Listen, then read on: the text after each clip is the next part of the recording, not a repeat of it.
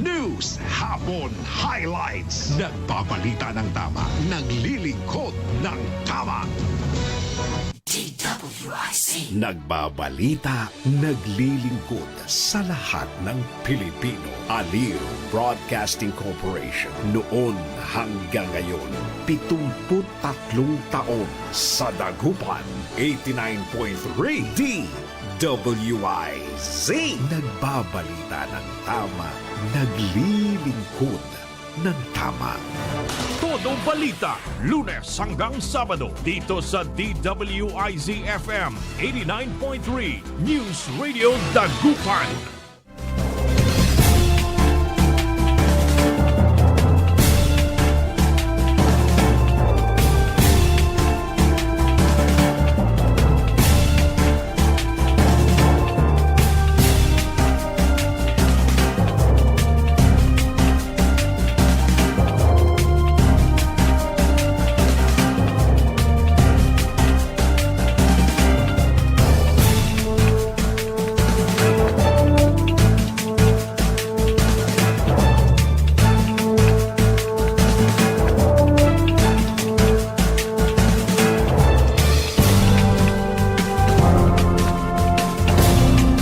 Isang napakagandang umaga ang ating pagbati. Good morning, good morning, good morning, good morning, good morning, good morning. Magandang umaga po sa inyo lahat. Araw po ngayon ng Tuesday. At may high tide na naman. Oras na po natin programang Todo Balita at Komentaryo. As usual, sa loob sa oras, ihatid namin sa inyo mga balita sa ating bansa at sa ibaang dagat. Ngayon din po pagtalakay natin sa ating mga lokal na balita. Ang yung tagapagbalita ko po si Susan Valdez daw. Kantabay po natin sa technical side si Ka Richard Ulanday. Dumako na tayo sa ating mga headlines, sa ating balitang pambansa. Escudero kinwestiyon, mas mataas na budget sa flood control kesa sa agriculture. Todo balita. Papel ni Villar sa DPWH kinwestiyon. Todo balita. Higit 4,000 unit ng Toyota ipinarecall. Todo balita. Senado inapprove house arrest ni Digong. Todo balita. Balita sa ibang dagat, Nepal pumili ng 2 anyos na living goddess. Todo balita. Sa ating mga balitang lokal, mga empleyado ng munisipyo na may traffic violation hindi pinalampas ng task force disiplina. Todo balita. Mga kabataang alamin niya na kilahok sa sports diplomacy. Todo balita.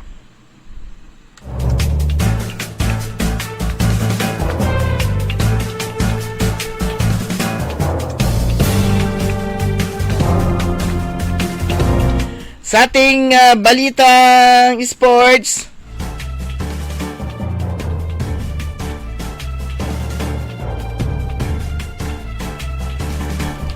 Maharlika Pilipinas Volleyball, Banji Alinsog, promotor sa pangwawalis ng DASMA. Todo balita.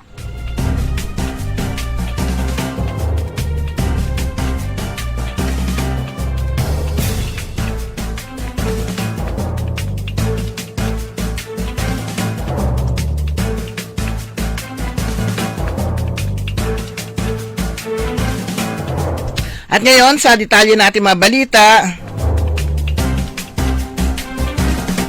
pinatotohanan ni Agriculture Secretary Francisco Chu Laurel ang pagkwestiyon ni Senator Chis Escudero na mas mataas na pondo sa flood control projects kaysa sa sektor ng agrikultura nitong mga nakalipas na taon. Sa 47th ASEAN Ministers of Agriculture and Forestry Summit sa Pasay City nitong Miyerkules, nagpasalamat si Laurel kay Escudero dahil sa pagsusulong ng senador na mapataas ang pondo ng kanyang pinamumuno ang departamento. Sa manifestation sa plenaryo ng Senado noong nakaraang Lunes, pinaboran ni Escudero ang plano ilipat ang mas malaking budget sa Department of Agriculture sa halip nitoon sa flood control project. Nasa 102.16 billion lamang ang naging pondo ng agrikultura noong 2023, samantalang umabot ng 980 billion ang naging budget para sa flood control mula 2023 hanggang 2025 o 326.75 billion kada taon. Ayon pa kay Escudero, tinulungan niya si Laurel na bawasan ang flood control project at idagdag sa 2024 budget ng DA. Subalit tumawag umano sa kalihim si dating Congressman Saldico at pinapatanong daw ni Speaker Martin Romualdez kung bakit binawasan ang pondo para sa flood control.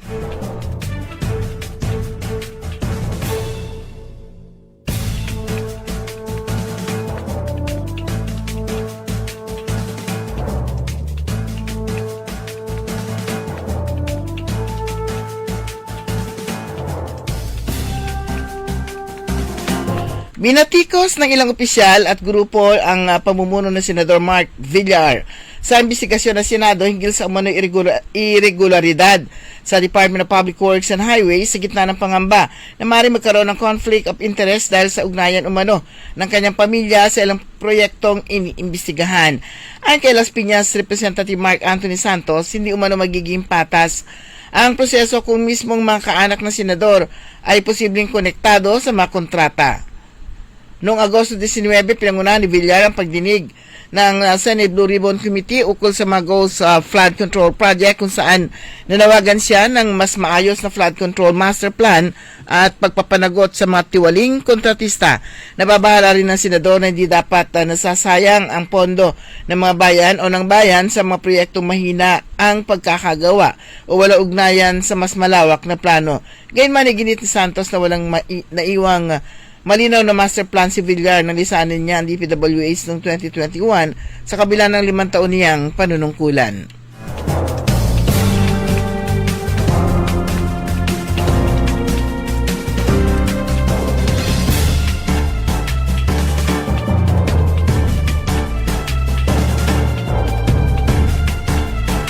Pinare-recall ng Toyota Motor Philippines Corporation ng 4,588 units na karamihan ay Lexus at Alphard models dahil sa programming error sa combination meter system na nakakaapekto sa 12.3-inch dashboard screen. Dahil dito, maaaring mawalan ng speedometer o warning lights ang driver na magiging sanhi pa ng aksidente.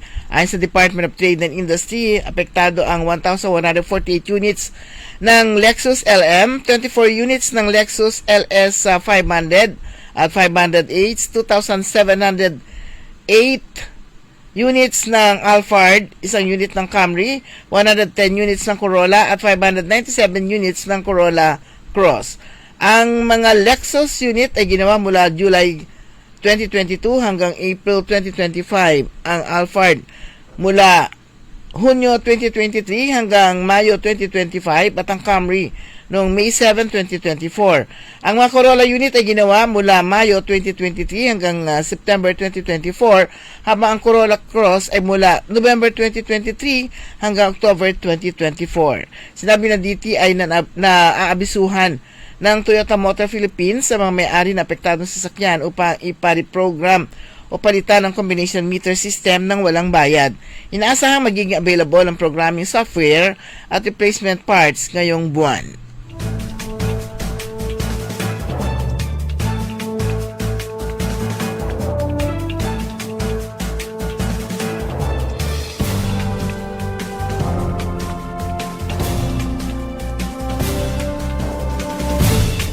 Inaprobahan ng Senado nitong Miyerkules ng gabi ang isang resolusyong nananawagan sa International Criminal Court na ilagay sa house arrest si dating Pangulong Rodrigo Digong Duterte sa The Hague, Netherlands.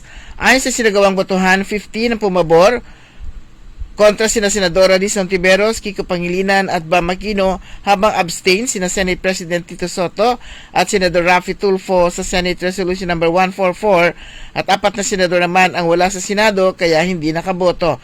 Ang resolusyon na inihain ni Senador Alan Peter Cayetano noong Hulyo ay naglalayong ipahayag ang sense of the Senate na si Duterte na kasalukuyang nakakulong sa ICC dahil sa kasong crimes against humanity ay dapat payagang makalaya pansamantala sa makataong dahilan.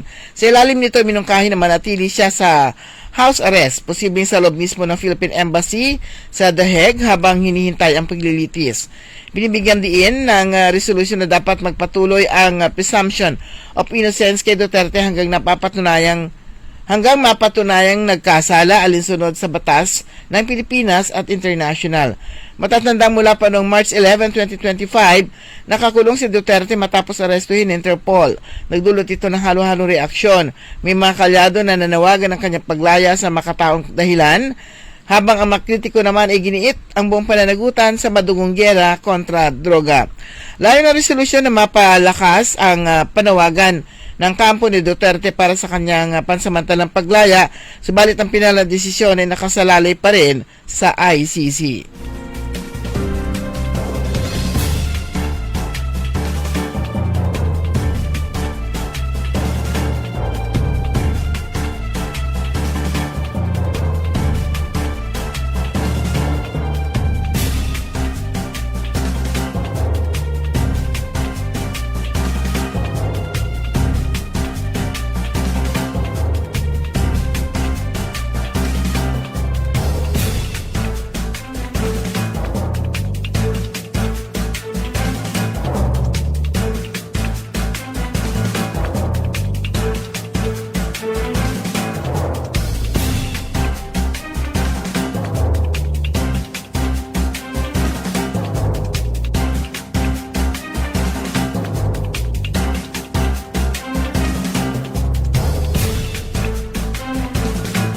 Dumako muna tayo sa ating mga balitang lokal. 6 na empleyado ng munisipyo o sa bayan ng Bayambang.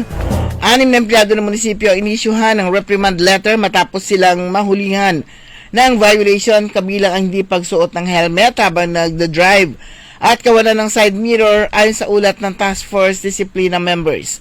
Sila humarap sa Grievance Committee kahapon October 1 sa Agriculture Office Conference Room sa pangunguna ni Municipal Administrator at TFD Adjudication and Administrative Unit Head, Attorney Rodelin Rahini Bidad at HRMO Head, Nora Safra, kasama iba pang miyembro ng committee.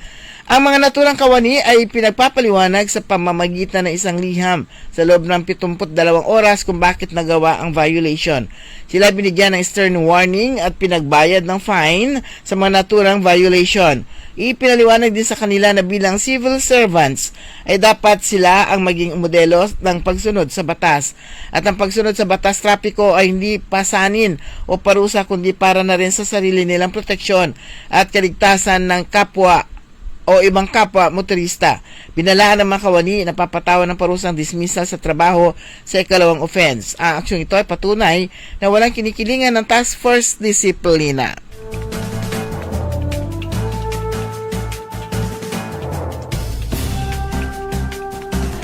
Naging napaka-produktibong araw sa bawat Alaminian youth basketball enthusiast at freelancer habang natuto sila ng mga bagong taktika sa paglalaro ng basketball, pagpapatibay ng pagtutulungan at pakikipagkaibigan kasamang NBA champion na si Sam Vincent at ang WNBA champion na si Taj McWilliams Franklin sa panahon ng Sports Diplomacy Basketball Clinic sa Plaza Enrique Braganza sa Alaminos City Sports Complex. Bukod dito, ang mga leader ng kabataan sa Alaminos ay nakakuha ng mahalagang kalaman at mas malalim na pag-unawa sa tunay na pamumuno mula sa NBA at WNBA champs. Kasama si Coach Eman Mumford ng NLEX Road Warriors sa Sports Diplomacy Leadership Through Sports na ginanap sa Don Leopoldo Convention Center. Tunay na pinagpala ang LG Alaminos City sa pagkakataong ito at nagpasalamat ang lokal na pamahalaan sa Sports Diplomacy US Department of State at US Embassy sa Pilipinas. Bilang suporta sa Green Canopy Program ng pamahalang palalawigan sa pamumuno ni Governor Ramon Gico III, pinangunahan ng Provincial Disability Affairs Office ang pagtatanim ng mahigit 200 fruit-bearing tree seedlings sa Barangay Gusot, Bugalyon, noong Miyerkules sa September 30. Katuwang sa aktibidad ang mga persons with disability mula sa iba't ibang barangay sa bayan ng Bugalyon at patunay daw ang aktibidad na ito na mas malaki ang papel ng mga PWD sa Pangasinan para makamit ang mas malinis, mas maayos at mas lunti ang probinsya.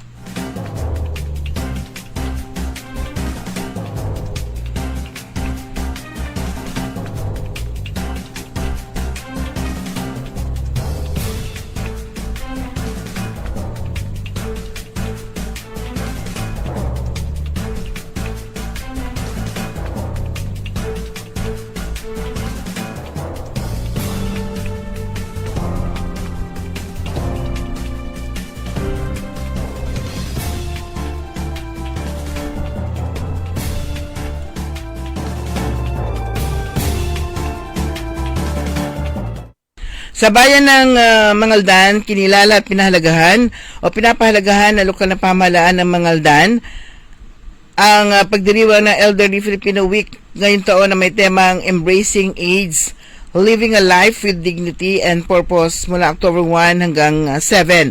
Alisunod sa pagunita ng Elderly Filipino Week sa Proclamation No. 470 na inilabas ni dating Pangulong Fidel Valdez Ramos kung saan tungkulin ng bawat lokal na pamahalaan sa pangunguna ng Municipal Social Welfare and Development Office at Office of the Senior Citizens Affairs o OSCA na magpatupad ng mga programang nakalaan para sa makapakanan ng mga nakatatanda.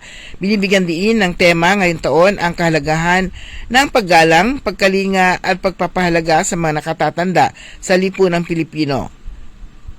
Sama-sama nating panawagan ng lokal na pamahalaan, sama-sama ipagdiwang ang katatagan, karunungan at walang sawang paglilingkod sa bayan at ng mga kabaleryan na mga nakatatanda.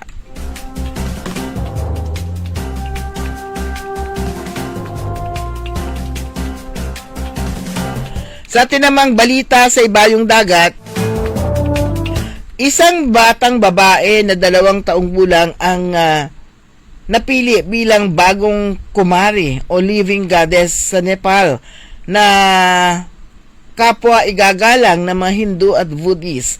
Si Aryatara Shakya, 2 taong gulang at 8 buwan, na mula sa Shakya clan ng Newar community ay iprinosisyon ng kanyang pamilya at mga deboto patungo sa templo sa Kathmandu noong Martes kasabay ng pagdiriwang ng Dasein Festival.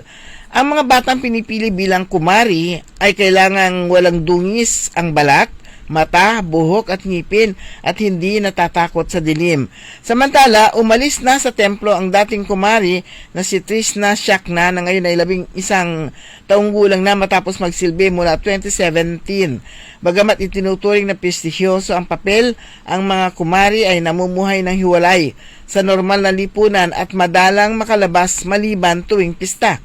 Milyong-milyong deboto ang nagbigay galang kay Aryatara, humalik sa kanyang mga paa at nag-alay ng bulaklak at salapi. Ayon sa kanyang ama, matagal na nilang nararamdaman na may tanda ng pagkadyosa ang kanilang anak bago pa man ito ipinanganak.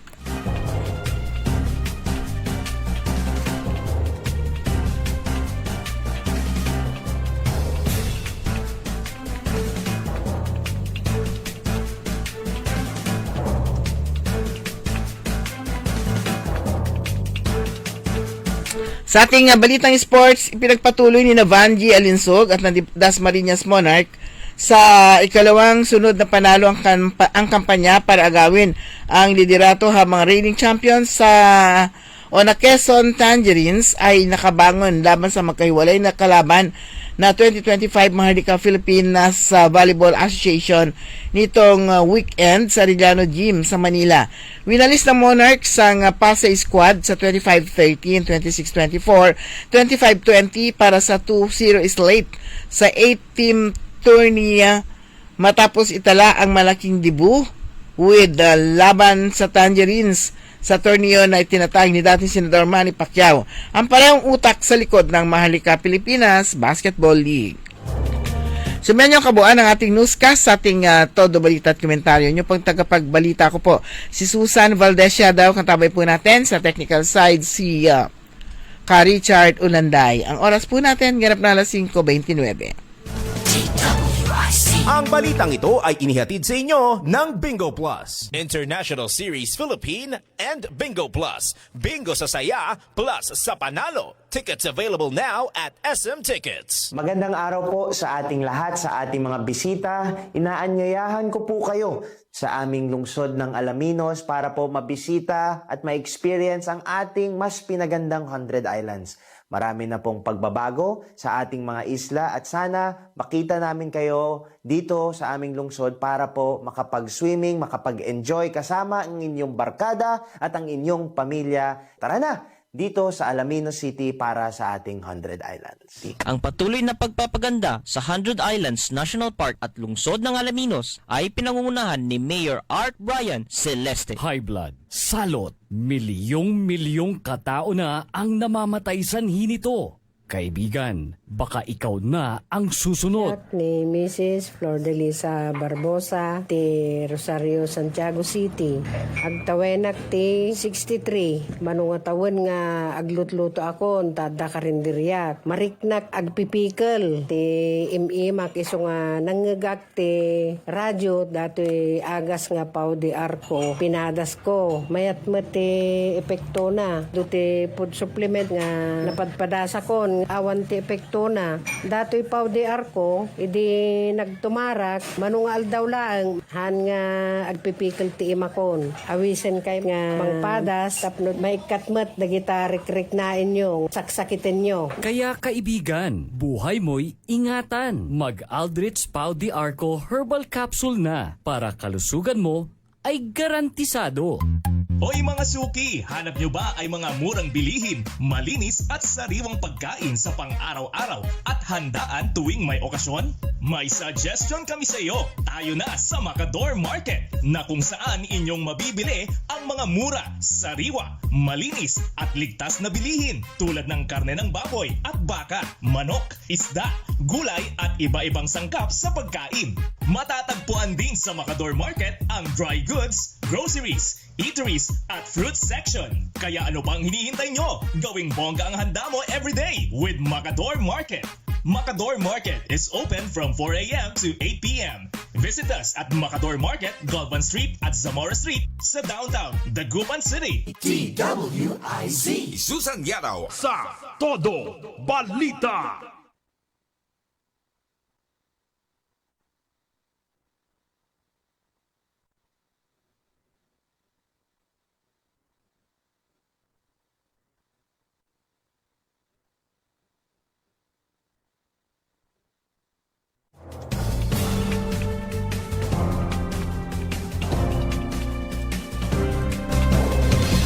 Okay mga kaibigan, bilis na oras natin na alas 5:33 at welcome sa ikalawang bahagi po natin programang Todo Balita at Komentaryo.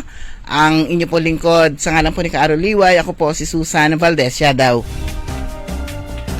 Kanina pumasok tayo kasi wala namang ilang araw ng walang baha at ilang araw na rin na actually buhat nung nagsimula yung baha, hindi pa tayo pumasok dito sa himpilan ng tuyo yung kalsada na dinaanan natin. Meron tubig. Pero this time, high tide nito. Pero ang sabi nung kasama natin, nung guard natin diyan sa ibaba, alas 2 nagsimula yung high tide. Pero ayon sa ating mahiwagang kalendaryo, alas 4:53 tataas ang tubig mga 1.3 meters. So, ibig sabihin, yung aking anticipation na mamaya pagbaba ko ay wala ng tubig, sigurado meron pang tubig. Okay? So, sabi ko nga parang minsan pa lang ako uminom ng ano na nga ba iniinom natin para hindi tayo magka-leptos.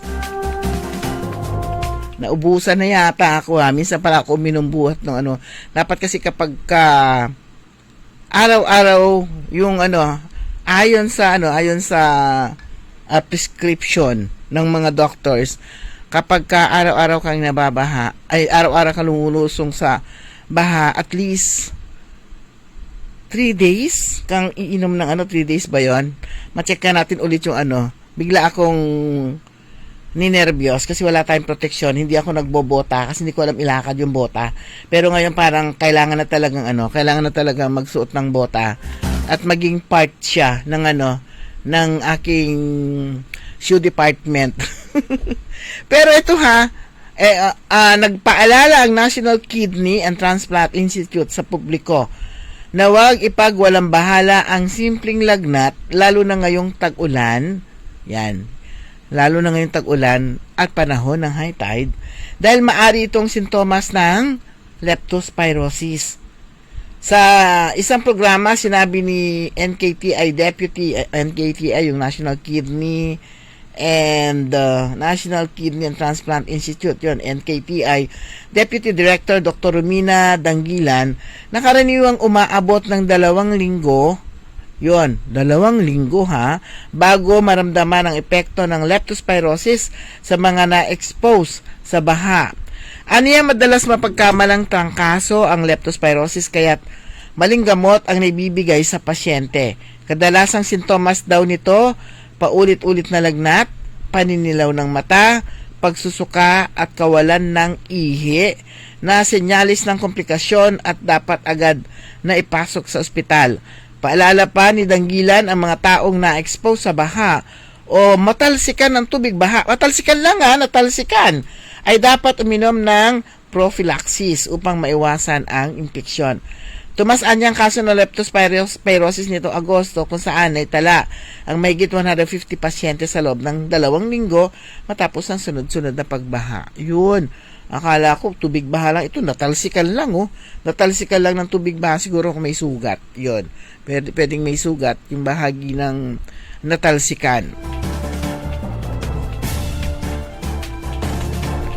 May nakita akong maliit na Christmas tree dito sa harapan ko. Kasama ba 'yon dito? Ang galing mo naman Merry Christmas Ilang galing ng partner ko bakit may Christmas tree dito sa wala akong mahanap. Ilang days na lang? 80 85 83 days na lang before Christmas. Nako, mag-ready na kayo. Hindi natin namamalayan, Pasko na naman. Yung mga walang planong magtago sa mga inaanak, mag-ipon na kayo ng pwede na kayong mag-start mamili ng inyong panregalo sa inyong mga inaanak. Ngayon pa lang para hindi muna siksikan sa mga pamilihan. O sa mga department store, di pag-aanong siksik. Taka muna, meron ako nakitang 3-day sale sa SM. Biglang napunta tayo. 83 days to go na lang. Hindi pa ako nakarinig ng dito sa impila natin. Sa Sabado pa, iparinig nyo naman si Jose Marichan. Nami-miss ko na yun. Dati pag mapapasok ako si Jose Marichan, 3 linggo yan. 3 buwan ko yan na naririnig. Okay, good morning po sa ating mga nag-react sa ating live kanina. Kasi sabi ko, iba kasi sabi na inaabangan ko yung update mo. Sabi nga inaabangan daw nila yung update, yung paglalakad natin sa baha. O di sige, pinagbigyan natin sila kasi baha naman talaga. Yun. Baha pero hindi po yun cause ng ulan. Kahapon, malaking pasalamat po ng grupo ng mga Inner Wheel at saka ng mga miyembro o mga empleyado ng Kapitolyo dahil sa pagpapailaw at nagkulay rosas ang buong Kapitolyo ganap na 6:00 ng gabi. So ito po, bahagi ito ng simultaneous activity ng PINC o ng PCS, Philippine College of Surgeons at ng Inner Wheel na nagkaisa laban sa breast cancer. Yun. Laban sa breast cancer at yun nga yung pagpapakita ng kanilang advocacy, mga buildings, establishment at yung mga iconic buildings sa buong bansa ay pinailawan sabay-sabay ng kulay pink. So dito po sa Pangasinan, ang pinaka-iconic syempre ay ang Provincial Capitol. Ayan, Provincial Capitol Building. So, yung buong Provincial Capitol Building, yung harapan nun, nagkulay pink. Ayan. So, nagpapasalamat po ang PCS of Philippine College of Surgeons at ang Inner Wheel Clubs of the Philippines District 379 na pinamumunuan ni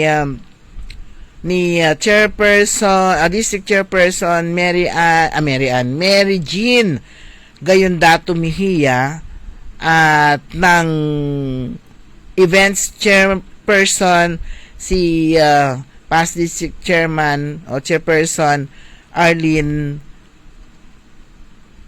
ano na pinito ni Arlene? sorry mama. Si Dr. Arlene, ayan, nagblanko ako. At saka siyempre kasama si immediate past District Chairperson Vinicio Armas. Ako, magagalit sa akin ito si Dr. Arlene. Ayan, kasama pa yung mga iba't ibang miyembro ng District 379. Yung presidente ng Santa Ignacia, ng mga Taram, at presidente ng Inner Wheel Club of Santa Ignacia, Inner Wheel Club of Malasiki, Inner Wheel Club of mga Taram, Inner Wheel Club of Western Downtown Dagupan, at mga miyembro ng Downtown Dagupan, at miyembro ng Inner Wheel Club of Santa Barbara, at iba pa. Ayan. Kasama po natin ang mga empleyado ng provincial government headed by Ma'am Moira. Ayan, si Ma'am Moira ang representative ng Tourism Department. Nandun din ang PIMRO, nandun din ang GSO, at mula sa Provincial Governor's Office. Ayan, kasama kaming nag-witness nga dito sa pagpapailaw ng buong Kapitolyo. Ayan, ganda. Ang ganda ng effect. Ang ganda ng ang ganda ng kulay rosas yung iyong nakikita. Pero yun po, simultaneous po yun sa buong Pilipinas. Okay, so tapos na yung natin doon sa asikaso natin para matuloy yung naturang event at very successful naman ito. At nagpapasalamat ang District 379 kay Governor Ramon Gico III, yun nga sa mabilis na pag-approve, lalong-lalo na kinatawan ni Attorney Baby Ruth Torre. Kamagana kaya sa ni dating PNP Chief Torre. Ayan, ang bilis lang ng aksyon. Kahit na binigyan natin sandali lang yon, tapos bagyo ng isang linggo, pagpunta natin doon para i-follow up, okay na lahat. Thank you very much kay Governor Gico. Okay, so itong buwan na pala na to ay Indigenous Peoples Month. So, good morning kay Attorney Fabi Matib, ang NBI Chief ng Alaminos NBI. Ayun. So, sabi niya, it's Indigenous Peoples Month. So, allow us, the Igorots from beautiful mountains of the Cordillera, to say a few things with love, pride, and a little side eye. So, yung kanilang rice terraces built before the ecotourism was a thing. Our language is still alive, is still rich, and not Tagalog with a twist. Thank you very much. Our way of life, sustainable before Instagram made it cool. O nga, no? Meron ng Instagrammable na sila. Our knowledge, passed on through generations, not PDFs. Ayun. So this month and every month, we invite you to learn about Indigenous history from Indigenous voices. Respect the land like your life depends on it, because it does. Support Indigenous crafts and livelihood, not just souvenirs. And ask questions, but maybe not. Do you still do rituals as your icebreakers? Ayan, Happy Indigenous Peoples Month. Iyaman kunto. Iyaman, di ko alam kung Iyaman pangalan yun o salita nila. Pero ito kay Attorney Fabi Matib ng Alaminos City. Okay, mga kaibigan, yung isinagawang successful yung isinagawang US diplomacy program dyan sa Alaminos City, at gaya nga ng napag-usapan natin kahapon, sabi ko paparinig ko yung interview ng ating mga kasama tungkol nga dito sa flood control projects naman na isinasagawa dyan sa First District, particularly po sa Alaminos City, kasi merong isang doon na natibag. Ngayon yung mga yung mga nasa opposition ngayon, chance na nila na humanap ng anything na about flood control, kasi yun yung ngayon, yun yung in, at yun ang pinag-uusapan. Yan, anything na makita na pwedeng pambatikos, yan, ay ginagawa ng mga yung kahit na sinong merong planong pumasok sa politika, yung mga halos para magkaroon ng chance na manalo, kasi meron yung mga kailangan ka manira para ka manalo. Merong mga ganon. Pero meron yung mga yung mga bumoboto, hindi nila tinitingnan yon. Pero pakinggan natin, napakaganda kasi ng paliwanag ni Mayor Brian Celeste tungkol dun sa issue dyan sa Barangay Palamis. Then nakita sa social media may nasirang ticket sa Palamis. Kamusta po yung pagtutok din ng LGU? Well, actually yung flood control doon sa Palamis, ni-request na po namin yan. Kasi ang naging issue po dyan, matagal na project na yan. It's not relatively new. So we've had endured a lot of typhoons already. And may finding ang OCD. Actually, yung kapartner namin dyan sa pag-aayos dyan is OCD, Office of the Civil Defense. So it's not just DPWH, and we've requested a budget for that. And it has been validated for 2 years. 2023 pa namin hiningi yan because of the previous typhoons that have affected us. And I think approved na siya as per our contact with OCD, and approved na siya, and if this October will be going under bidding. So yung project na yon sa Palamis, it's been under validation for the last 2 years to make sure na ano ba yung nangyari doon, is it substandard, and ang lumabas nga po is under force majeure. So wala naman tayo magagawa kasi tayo naman talaga dinadaanan talaga tayo ng bagyo, and with that particular flood control, it's a big project, and a portion of it yung natamaan lang. So yun naman yung hindi nakikita ng mga tao eh. Actually, here in the city of Alaminos, we've had kilometers of flood control projects here, and kung may damages man kami, it's less than 10%. And yung iba pa doon is under contractor's warranty na inaayos as of the moment. So, relatively, maayos yung namin dito, and malaki yung naitutulong niya sa ating mga farmers, kasi usually ang flood control namin is under the flood control plains, which is yung mga sinasaka ng mga kapwa magsasaka po natin. And with that, yung erosion po talaga ng mga rivers natin. I mean, look at our situation right now.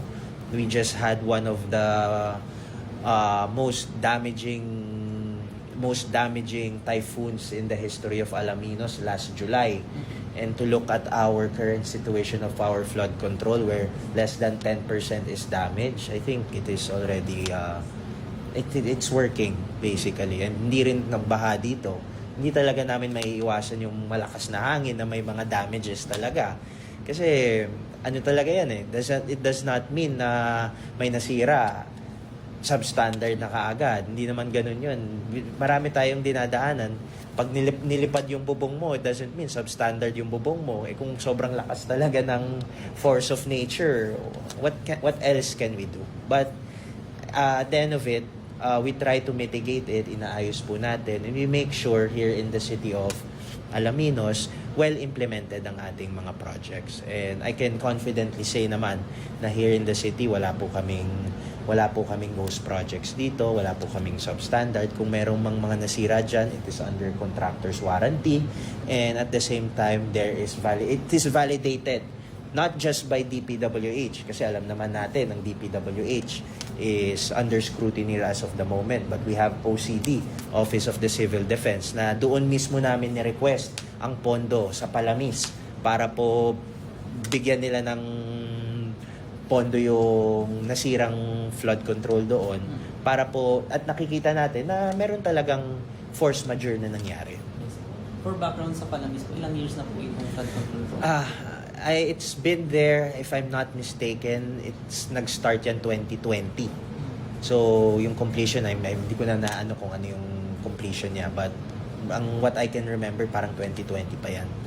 So, ang dami ng bagyo. And doon sa stretch niya, ang na-issue lang, it is a 400, I think, if I'm not mistaken, correct me if I'm wrong, but you can have DPWH as another source. But I think it is a 400-meter project. Ang naging sira lang doon is nasa 50 to 70 meters. So it's not the whole span. So it's hindi talaga siya yung issue na in other places na yung buong flood control bumigay and it has caused devastation. Here it's not like that. But syempre when it's in social media, may mga there will people who will take advantage of the current situation right now. And yun na nga, there's also like I've seen one of the social media posts na the district is one of the biggest flood control. What can we do? Isa tayo sa mga biggest channels of rivers dito, and the first district at the same time has 2 coasts. The only one in Pangasinan that has 2 coasts. We have the Lingayen Gulf and we have the West Philippine Sea. So, ano talaga kami dito? We are well needed in terms of yung flood mitigation namin kasi it's only first district of Pangasinan is pinapalibutan ng tubig. It is a peninsula. Nakita niyo naman yung map ng Pangasinan, di ba? May parang paganon, may patusok. And it's the West Philippine Sea, it's the Lingayen Gulf, and the whole rivers that connects them in between. Kaya doon po malaki yung budget. Yeah, kasi marami kaming ilog. And saan ba binupondohan ng flood control? Sa mga ilog. And as you can see naman, we have reports from our congressional district. Very transparent naman po tayo sa mga flood control projects po natin dito. And yun na nga, kung may problema man tayo, it's under contractor's warranty na inaayos ngayon. And hindi po kami dito yung hindi pa tapos ang project tapos completed na and bayad na, di ba? Kung meron mang hindi tapos na project dito, it's not even hindi naman siya equal. Kunwari, kung 60% ang completion ng isang project, hindi pa bayad yun. So, ano talaga kami dito? That's what I can say naman. Kudos din tayo sa DPWH that they are strict in implementation, especially yung collection ng mga kontrata natin sa ano. Very strict sila, hindi sila pumapayag na yun na nga yung what's been happening in our country na completed na pero magsisimula pa lang. So, wala naman po tayong ganung issue dito sa Alaminos and I can say the first district of Pangasinan. Siguro Mayor, kahapon din po yung sa dairy box po natin. No, that was last. Okay, sa ibang araw na yung tungkol doon sa mga projects niya, dairy box, yung at saka iba pang tourism projects po diyan sa siyudad ng Alaminos, ipapaalam, ihatid natin sa inyo. Good morning kina Sofia Mamaril Machas, kina Yayo, si Yoko, si Batutay, at saka si Cecilia Morante, siyempre siya nagpapabati. Ernesto Musada Jr., kay Jimpo, good morning. At saka sa ating mga taga-subaybay, Beth Macarae, good morning. Sis Grace Matro, good morning. Kumusta na si Nanay Dading, Board Member Jerry Rosario, good morning po. Si Tana Mesias, si Chrismar Realubin, good morning. Si Sir Nap, high tide ulit. Hindi na raw natapos ang baha. Halos araw-araw na, true. Diyos ko tayo, parang ninervous ako. Ngayon ako ninervous dito sa na to. Kasi hindi ako umiinom ng gamot. Ayan, si Ma'am Mary Jean Vinuya Antiporda, inaabangan daw niya ma'am sa live niyo yung live niyo parati. Salamat sa info at ingat. And si Sir Augusto Mejia, good morning po. Tony Ramos, kumusta ka na? Ayan, tsaka si Beth Macaraag. Okay, ang bilis na oras natin. Meron pa tayo 6 na minuto na lang bago sumapit ang alas 6 ng umaga. Ang Provincial Veterinary Office ay katatapos lang na isinagawa nilang back-to-back serbisyong ang galing para sa mga alagang hayop ngayong buwan ng September. So itong programa ay pinangunahan ng Provincial Veterinary Office, siyempre sa silong ng leadership ni Governor Ramon Mongico III at ng kasama ang team serbisyong ang galing.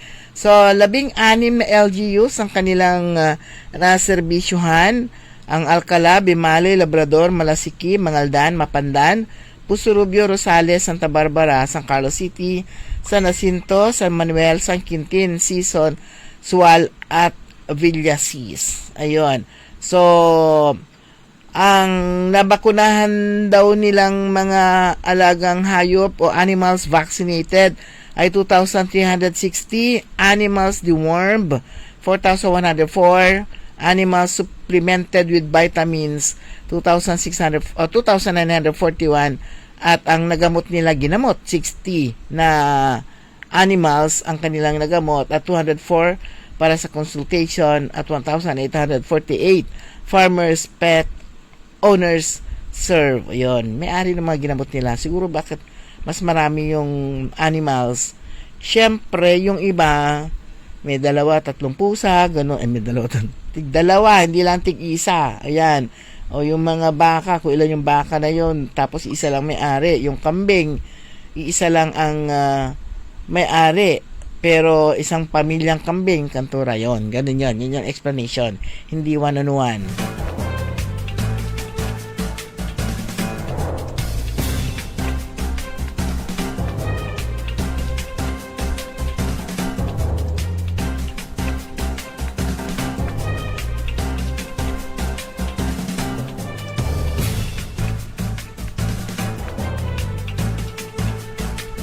Ayan, isinagawa ang oath-taking ng NTF-ELCAC, yung new cluster head, newly designated cabinet officers for regional development and security codes. Tuloy itong NTF-ELCAC, kasi noon wala na ito na mga members ng executive committee and cluster heads ng National Task Force to End Local Communist Armed Conflict officially took the oath of office sa Malacanang.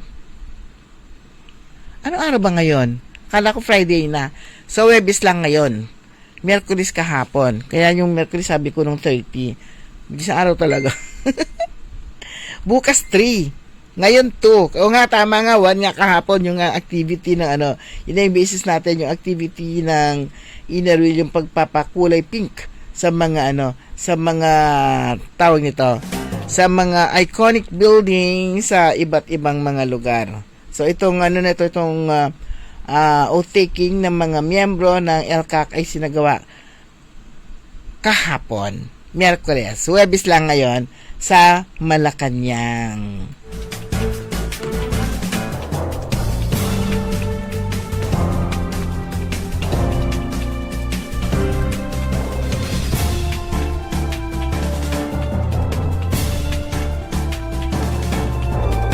Okay, sabay pa rin po natin mga balita. Ang OIC ng Bayambang Municipal Cooperative, rin ngayon itong buwan na to, Cooperative Month din ngayon.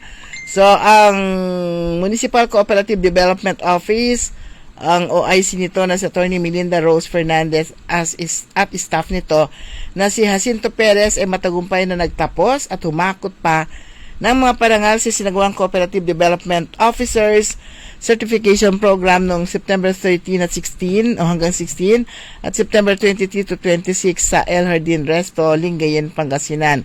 Ang programang pang-sertifikasyon at inorganisa ng Provincial Planning and Cooperative and Livelihood Development Office, katuwang ang Cooperative Development Authority at dinaluhan ng mga Cooperative Development Officers mula sa iba't ibang bayan ng Pangasinan na sumailalim sa masusing pagsasanay ukol sa fundamentals of cooperative at governance and management of cooperative.